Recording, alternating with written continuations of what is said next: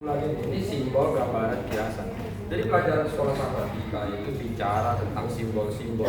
Ada banyak sekali simbol-simbol di dalam Alkitab. Jangan kita terpaku pada satu kondisi di mana yang pada akhirnya membuat kita tercekam, ketakutan dan segala sesuatu. Ingat bahwa pesan Yesus, pesan Tuhan melalui Rasul Yohanes bahwa di dalam kasih tidak ada ketakutan. Ya. Dalam kasih tidak ada ketakutan. Kalau masih ada ketakutan, artinya belum sempurna kasih. Kita sempurna, bagaimana kita sempurna bisa kasih kita? Adalah kita sempurna hanya oleh karena kasih karunia Yesus Kristus saja semata-mata. Tanpa kasih karunia Yesus Kristus, kita tidak akan pernah bisa sempurna. Karena natural kita, nature kita adalah manusia yang berdosa. Wahyu 14 ayat 6 sampai 12 itu adalah menyatakan kita jangan terpaku pada kata-kata yang itu adalah merupakan gambaran dari kiasan simbol-simbol. Betapa mengerikannya apabila kita tetap hidup di dalam keadaan bersenang-senang dalam melakukan perbuatan dosa gitu. Tetapi apakah kita bisa bebas dari berbuat dosa selama kita hidup di dunia ini? Saya berani mengatakan bahwa kita tidak akan bisa, kecuali kita bergantung sepenuhnya di dalam kasih karunia Kristus. Artinya, kan dibilang di situ di dalam Wahyu 14 ayat 12, yang penting adalah ketekunan, yang penting adalah kudus, menurut kepada perintah Allah dan iman Yesus. Iman, perhatikan di sini ya, bahwa yang penting di sini ialah ketekunan orang-orang kudus yang menuruti perintah Allah dan iman kepada Yesus. Perintah Allah harus dipahami bahwa itu adalah perintah Yesus.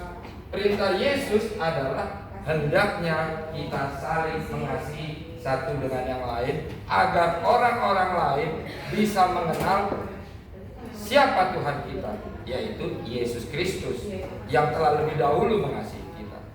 Dan kenapa sih iman pada Yesus?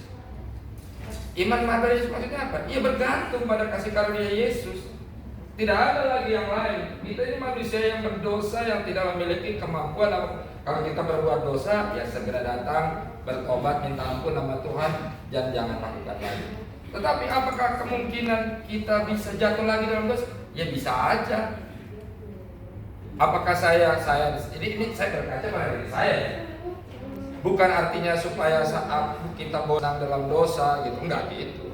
Tapi konsep iman pada Yesus adalah kita bergantung sepenuhnya pada kasih karunia. Jadi keselamatan kita, kan kita bukan selamat karena hukum Taurat. Kita selamat bukan karena kita datang ke gereja pada hari Sabat.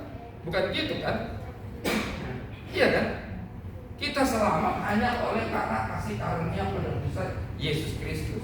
Jadi apa yang digambarkan di sini ini adalah gambaran pada kita semua betapa menderitanya hidup di dalam dosa. Ya. Betapa menderitanya kenapa? Yesus sampai turun datang ke dunia ini menyediakan dirinya mati ganti kita. Itulah gambaran murka begitu luar biasa itu. Begitu Allah membenci dosa, tetapi Allah mengasihi orang yang berdosa. Kalau Allah tidak mengasihi kita orang berdosa, nggak mungkin Yesus akan datang ke dunia ini jadi manusia, lalu kemudian disiksa, dia mati bagi kita semua. Itu konsepnya gitu. Jadi jangan kita salah mengartikan simbol-simbol gambaran kekiasan, baik itu di dalam Wahyu 14 ya, dari semua ayat-ayat Alkitab, begitu juga hari kitab Mazmur. Gambaran murka Allah itu jangan menjadi sesuatu yang menakut-nakutkan kita gitu, karena enggak gitu. Itu gambaran murka Allah itu betapa Allah membenci dosa sehingga Allah mengaruniakan anaknya yang tunggal mati untuk penebusan kita semua. Begitu konsepnya yang saya pahami. Lebih dan kurangnya saya mohon dimaafkan apabila ada yang tidak tepat. Terima kasih saudara Johan. Jadi memang kita umat Tuhan yang sudah baca Alkitab, ada nubuatan itu ada yang sudah terjadi, ada yang sedang terjadi, dan ada yang akan terjadi. Ya, jadi itulah beruntungnya kita jadi umat Tuhan membaca Alkitab ini. Makasih Bu Johan. Itu tambahan tadi ya. Nah, ada lagi mungkin yang saya bukannya mau bertanya. Oh ya, silakan. Kalau saya lihat dari pelajaran ini, saya mengambil kesimpulan sendiri.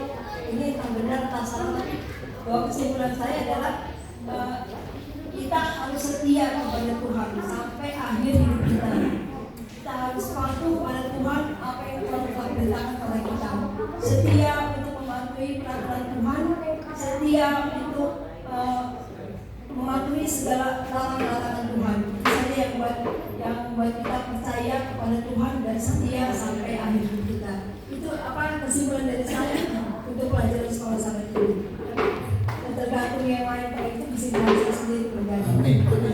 Ya, waktunya sudah terbatas ya. Jadi memang poin kita, harta, jabatan, kekuasaan apapun akan ditinggalkan. Ya.